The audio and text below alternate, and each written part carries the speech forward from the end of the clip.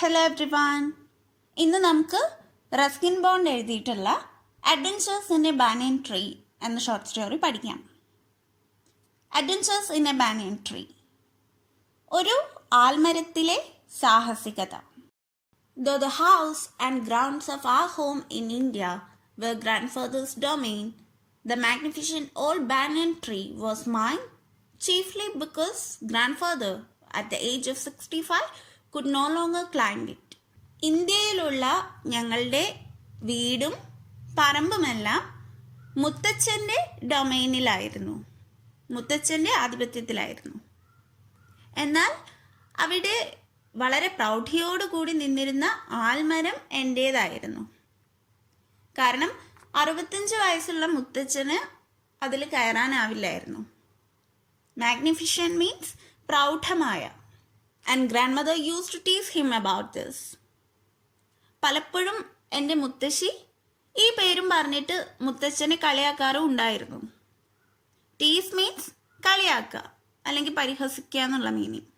And would speak of a certain Countess of Desmond, an English woman who lived to the age of 117 and would have lived longer if she hadn't fallen while climbing an apple tree. ഒരു apple മരത്തിൽ കയറുമ്പോൾ വീണ് മരിക്കില്ലായിരുന്നു എങ്കിൽ വീണ്ടും കുറേ കാലം ജീവിക്കുമായിരുന്ന 117 വയസ്സ് വരെയും ജീവിച്ചിട്ടുള്ള ഡേസ്മണ്ടിലെ ഒരു കൗണ്ടസിനെ കുറിച്ചാണ്. കൗണ്ടസ് മീൻസ് പ്രഭുവിൻ്റെ ഭാര്യ. അപ്പോൾ ഡേസ്മണ്ടിലെ പ്രഭുവിൻ്റെ ഭാര്യയെക്കുറിച്ചായിരുന്നു മുത്തശ്ശി പരാമർശിച്ചിരുന്നത്. അതായത് ഡേസ്മണ്ട് എന്ന് പറഞ്ഞ സ്ഥലത്തുള്ള ഒരു പ്രഭുവിൻ്റെ ഭാര്യ 117 വയസ്സിൽ ഒരു ആപ്പിൾ മരത്തിൽ കയറുമ്പോൾ വീണ് മരിച്ചു. അങ്ങനെ സംഭവിച്ചിരുന്നില്ല എങ്കിൽ, അതായത് അവർ മരിച്ചിരുന്നില്ല എങ്കിൽ അവർ കുറേ കാലം ജീവിക്കുമായിരുന്നു എന്നുള്ളത് മുത്തശ്ശന് 65 വയസ്സായപ്പോൾ ആൽമരത്തിൽ കയറാൻ പറ്റാണ്ടായതിനോട് കമ്പയർ ചെയ്യുകയാണ് മുത്തശ്ശി. The spreading branches of the banyan tree, which curved to the ground and took root again, forming a maze of arcs, gave me endless pleasure. പരന്നു കിടക്കുന്ന ആൽമരത്തിൻ്റെ കൊമ്പുകൾ മണ്ണിലേക്ക് വളഞ്ഞ് വേരുറപ്പിച്ച് വളഞ്ഞു തിരിഞ്ഞ് ദുർഘടമായ വഴികൾ തീർത്തിരുന്നത് എനിക്ക് വളരെയധികം സന്തോഷം നൽകിയിരുന്നു. മെയ്സ് മീൻസ് വളഞ്ഞു തിരിഞ്ഞിട്ടൊക്കെയുള്ള ദുർഘടമായിട്ടുള്ള വഴി. The tree was older than the house, older than grandfather, as old as the town of Dehra, nestling in a valley at the foot of the Himalayas. ഈ ആൽമരത്തിന് വീടിനേക്കാളും അതുപോലെ തന്നെ മുത്തച്ഛനേക്കാളൊക്കെ പ്രായമുണ്ടായിരുന്നു. ഹിമാലയൻ താഴ്വരയിൽ സ്വസ്ഥമായി നിലകൊള്ളുന്ന പട്ടണമായിട്ടുള്ള ദേഹ്റയുടെ അത്രയും പ്രായം ഉണ്ടായിരുന്നു ഈ ആൽമരത്തിന്. നെസ്ലിംഗ് മീൻസ് സുഖമായി നിലകൊള്ളുന്ന, സുഖമായിരിക്കുന്ന. My first friend and familiar was a small grey squirrel. എൻ്റെ ആദ്യ സുഹൃത്തും ചങ്ങാതിയും തവിട്ട് നിറത്തിലുള്ള ഒരു അണ്ണാനായിരുന്നു. Arching his back and sniffing into the air, he seemed at first to resent my invasion of his privacy. അവൻ്റെ സ്വകാര്യതയിൽ ഞാൻ കടന്നു കയറിയതിൻ്റെ എതിർപ്പ് മുതുക് വളച്ച് അന്തരീക്ഷത്തിൻ്റെ മണം പിടിച്ച് അവൻ്റെ ഇഷ്ടക്കേട് പ്രകടിപ്പിക്കുന്നത് പോലെ തോന്നിച്ചു. But when he found that I did not arm myself with a catapult or air gun, he became friendlier. എന്നാൽ എൻ്റെ കയ്യിൽ കവണയോ അല്ലെങ്കിൽ എയർ ഗണ്ണോ ഇല്ല എന്ന് കണ്ടപ്പോൾ അവൻ സൗഹൃദം സ്ഥാപിക്കാൻ തുടങ്ങി. കാറ്റപ്പൾട്ട് മീൻസ് കവണ. ചില സ്ഥലങ്ങളിൽ തെറ്റാലി എന്നാണ് പറയുന്നതിന്. നിങ്ങളൊക്കെ കല്ല് യൂസ് ചെയ്തിട്ട് ഇത് വെച്ച് കളിക്കാറില്ലേ? When I started leaving him pieces of cake and biscuit, he grew bolder and finally became familiar enough to take food from my hands. പിന്നീട് ഞാൻ അവന് കേക്കിൻ്റെയും ബിസ്ക്കറ്റിൻ്റെയും ഒക്കെ കഷ്ണങ്ങൾ കൊടുത്തു തുടങ്ങിയപ്പോൾ അവൻ കൂടുതൽ ബോൾഡായി, ധൈര്യവാനായി. എന്നിട്ട് എൻ്റെ കയ്യിൽ നിന്ന് ഫുഡ് എടുക്കാൻ മാത്രം ഫെമിലിയറായി അവൻ, അതായത് അടുപ്പമുള്ളവനായി. Before long he was delving into my pockets and helping himself to whatever he could find. അധികം വൈകാതെ തന്നെ അവൻ എൻ്റെ പോക്കറ്റ്സ് പരതാനും കൈ കിട്ടുന്നതൊക്കെ കഴിക്കാനും തുടങ്ങി. ഡാൽ മീൻസ് തിരയുക അല്ലെങ്കിൽ പരിശോധിക്കുക എന്നുള്ള meaning. And help oneself എന്ന് പറഞ്ഞിട്ടുണ്ടെങ്കിൽ ഇംഗ്ലീഷിലുള്ള ഒരു ഫ്രേസ് ആണ് കേട്ടോ. And that means to serve or provide oneself with food or drink. സ്വയം ആഹാരം നൽകുക അല്ലെങ്കിൽ ഡ്രിങ്ക്സ് ഒക്കെ നൽകുക, വെള്ളമൊക്കെ നൽകുക, അതായത് ഭക്ഷണം കഴിക്കുക. He was a very young squirrel. ചെറുപ്രായത്തിലുള്ള ഒരു അണ്ണാനായിരുന്നു അവൻ. And his friends and relatives probably thought him headstrong and foolish for trusting a human. ഒരു മനുഷ്യനെ വിശ്വസിക്കുന്ന അവൻ എടുത്തുചാട്ടക്കാരനും വിഡ്ഢിയുമാണെന്ന് അവൻ്റെ കൂട്ടുകാരും ബന്ധുക്കളൊക്കെ കരുതിയിരിക്കാം. In the spring, വസന്തകാലത്ത്, when the banyan tree was full of small red figs, ആൽമരം നിറയെ ചുവന്ന ഫിഗ്സ്, അതായത് ആൽമരത്തിലെ പഴങ്ങൾ നിറയുന്ന സമയത്ത് birds of all kinds would flock into its branches.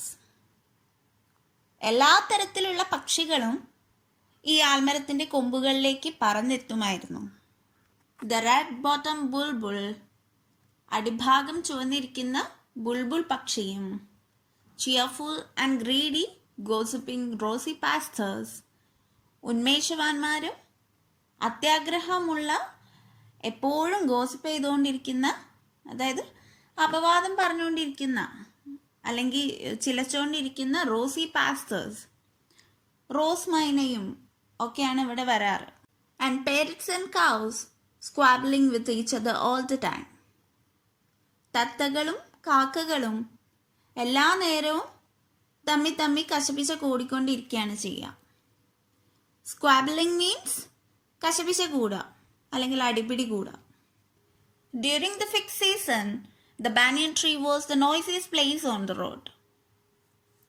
ആൽമരത്തിലെ പഴങ്ങൾ കായ്ക്കുന്ന കാലത്ത് വഴിയിലെ ഏറ്റവും ശബ്ദമുഖരിതമായിട്ടുള്ള സ്ഥലം ആൽമരത്തിനടുത്തായിരുന്നു. അതെന്തായിരിക്കും കാരണം? ഈ പഴങ്ങൾ കായ്ക്കുന്ന സമയത്താണ് പക്ഷികൾ അധികം ആൽമരത്തിൻ്റെ അടുത്തേക്ക് പോവുക അല്ലേ? അങ്ങനെ അവർ പഴം കിട്ടാൻ വേണ്ടിയിട്ട് തമ്മിൽ അടി കൂടി ഇങ്ങനെ കലപില സൗണ്ട് ഉണ്ടാവുമായിരിക്കും. Halfway up the tree, I had built a small platform on which I would often spend afternoons when it wasn't too hot. ഉച്ചയ്ക്ക് ശേഷം അധികം ചൂടില്ലാത്ത സമയങ്ങൾ ചെലവഴിക്കാനായിട്ട് മരത്തിൻ്റെ പകുതി ഉയരത്തിൽ ഞാനൊരു തട്ട് തയ്യാറാക്കിയിരുന്നു. I could read there, propping myself up against the bole of the tree with cushions taken from the drawing room. സ്വീകരണ മുറിയിൽ നിന്ന് എടുത്ത തലയിണകൾ ഉപയോഗിച്ചിട്ട് മരത്തിൻ്റെ തായ്തടിക്ക് നേരെ എന്നെ തന്നെ താങ്ങി വെച്ചിട്ട് അതിലേക്ക് ചാരി ഇരുന്നിട്ട് എനിക്ക് വായിക്കാൻ സാധിച്ചിരുന്നു. Propping means support or keep in position, താങ്ങുക. And bole means the trunk of a tree, തായ്തടി. Treasure Island, Huckleberry Finn, the Mowgli stories, and the novels of Edgar Rice Burroughs and Louise May Alcott made up my bag of very mixed reading. So, ഈ പറഞ്ഞ Treasure Island, Huckleberry Finn, Mowgli stories, അതുപോലെ തന്നെ Edgar rice ബറോസിൻ്റെ നോവലുകൾ, ലൊവീസ് may ആൽക്കോട്ടിൻ്റെ നോവലുകൾ, ഇതെല്ലാം എൻ്റെ ബാഗിനെ ഒരു സങ്കര വായനയ്ക്കുള്ള ഇടമാക്കി. അതായത് എല്ലാത്തരം ബുക്സും വായിക്കാനിടയായി. When I did not feel like reading, I could look down through the banyan leaves at the world below, at grandmother hanging up or taking down the washing, at the cook quarreling with the fruit vendor, or at grandfather grumbling at the hardy Indian marigolds which insisted on springing up all over his very English garden. എനിക്ക് വായിക്കാനുള്ള തോന്നലില്ലാത്ത സമയത്ത്, എനിക്ക് വായിക്കാനൊരു മൂഡൊന്നും ഇല്ലാത്ത സമയത്ത് ആൽമരത്തിൻ്റെ ഇലകൾക്കിടയിലൂടെ ഞാൻ താഴേക്ക് നോക്കും. അപ്പോൾ മുത്തശ്ശി അലക്കിയ തുണി വിരിക്കുന്നതോ അല്ലെങ്കിൽ തിരിച്ചെടുക്കുന്നതോ ഒക്കെ കാണാനായിട്ട് സാധിക്കും. അതല്ലെങ്കിൽ പാചകക്കാരൻ പച്ചക്കറിക്കാരനായിട്ട് വഴക്കിടുന്നതോ അതും അല്ലെങ്കിൽ നമ്മുടെ മുത്തച്ഛൻ തൻ്റെ ഇംഗ്ലീഷ് ഗാർഡനിലേക്ക് നമ്മുടെ ഇന്ത്യൻ ചെടിയായിട്ടുള്ള ഇന്ത്യൻ മേരിഗോൾഡ് ജമന്തി പടർന്നു കയറുന്നത് കണ്ടിട്ട് ദേഷ്യത്തോടെ പെറുപിറുക്കുന്ന മുത്തച്ഛനെയോ ഒക്കെ ഞാനിങ്ങനെ നോക്കിയിരിക്കും. ഹിയർ ക്വാരൽ മീൻസ് വഴക്ക്. വെൻഡർ എന്ന് പറഞ്ഞിട്ടുണ്ടെങ്കിൽ വിൽപ്പനക്കാരൻ. ആൻഡ് ഗ്രംബിൾ മീൻസ് പെറുപിറുക്കുക എന്നൊക്കെ പറയില്ലേ. Usually nothing very exciting happened while I was in the banyan tree, but on the particular afternoon, I had enough excitement to last me through the summer. സാധാരണയായിട്ട് ഞാൻ ആൽമരത്തിലിരിക്കുമ്പോൾ exciting ആയിട്ട്, അതായത് ആശ്ചര്യപ്പെടുത്തുന്നതായിട്ട് ഒന്നും സംഭവിക്കാറില്ലായിരുന്നു. എന്നാൽ ഒരു പ്രത്യേക ദിവസം ഉച്ചതിരിഞ്ഞ് ആ സമ്മർ മുഴുവൻ, ആ വേനൽക്കാലം മുഴുവൻ നീണ്ടു നിൽക്കുന്ന ഓർക്കത്തക്ക വിധത്തിലുള്ള, അതായത് ഓർക്കാൻ പറ്റിയ ആവേശഭരിതമായിട്ടുള്ളൊരു സംഭവം ഉണ്ടായി. That was the time I saw a mongoose and a cobra fight to death in the garden while I sat directly above them in the banyan tree. ഒരു മംഗൂസും ഒരു കീരിയും കോബ്രയും മൂർഖൻ പാമ്പും മരണം വരെ പോരാടുന്ന ഒരു സമയമായിരുന്നു അത്. ആ അവസരത്തിൽ ഞാൻ ആ ആൽമരത്തിന് മുകളിലായിട്ട് അവർക്ക് നേരെ ഇരിക്കുകയായിരുന്നു. It was an April afternoon. അത് ഏപ്രിൽ മാസത്തെ ഉച്ചതിരിഞ്ഞുള്ളൊരു സമയമായിരുന്നു. And the warm breezes of approaching summer had sent everyone, including grandfather, indoors. വരാൻ പോകുന്ന വേനലിൻ്റെ ചൂടുകാറ്റ് മുത്തച്ഛൻ ഉൾപ്പെടെയുള്ള എല്ലാവരെയും വീട്ടിനുള്ളിലേക്ക് പറഞ്ഞയച്ചു. അപ്രോച്ചിങ് മീൻസ് അപ്കമിങ്, അടുത്ത് വരാൻ പോകുന്ന.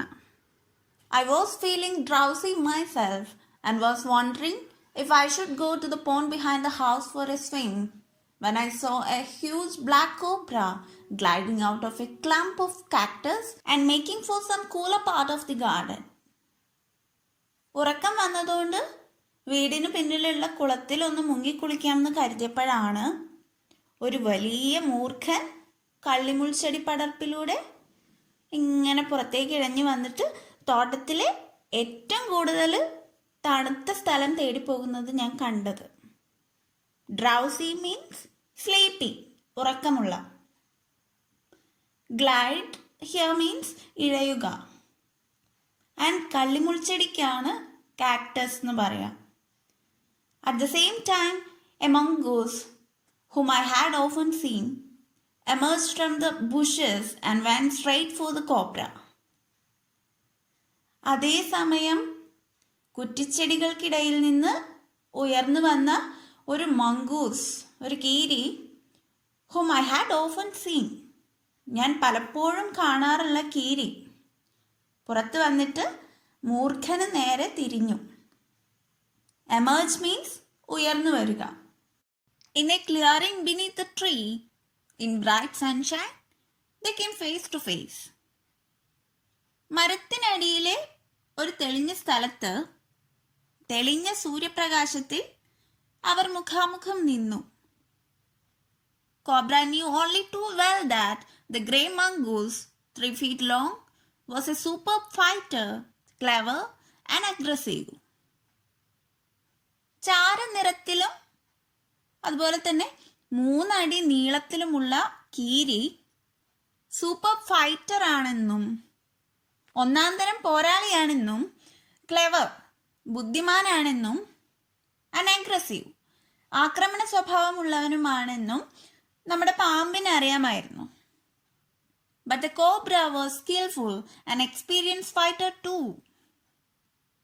എന്നാൽ ആ കോബ്രയും ആ മൂർഖനും വളരെ സമർത്ഥനും അതുപോലെ തന്നെ പരിചയസമ്പന്നനുമായ ഒരു പോരാളിയായിരുന്നു. He could move swiftly and strike with the speed of light, and the sacs behind his long, sharp fangs were full of deadly venom. അവന് വേഗത്തിൽ ചലിക്കാനും പ്രകാശവേഗത്തിൽ സ്ട്രൈക്ക് ചെയ്യാനും ആക്രമിക്കാനും കഴിയും. ഒപ്പം അവൻ്റെ നീണ്ടു കൂർത്ത വിഷപ്പല്ലുകൾക്ക് പിന്നിലുള്ള സഞ്ചികളും മാരകമായ വിഷം നിറഞ്ഞതായിരുന്നു. സാക്ക് മീൻസ് സഞ്ചി. ആൻഡ് ഈ കോബ്രയുടെയൊക്കെ നീണ്ടു കൂർത്ത വിഷപ്പല്ലിനാണ് ഫാങ് എന്ന് പറയാം. ആൻഡ് ദെൻ വെനം മീൻസ് വിഷം. It was to be a battle of champions.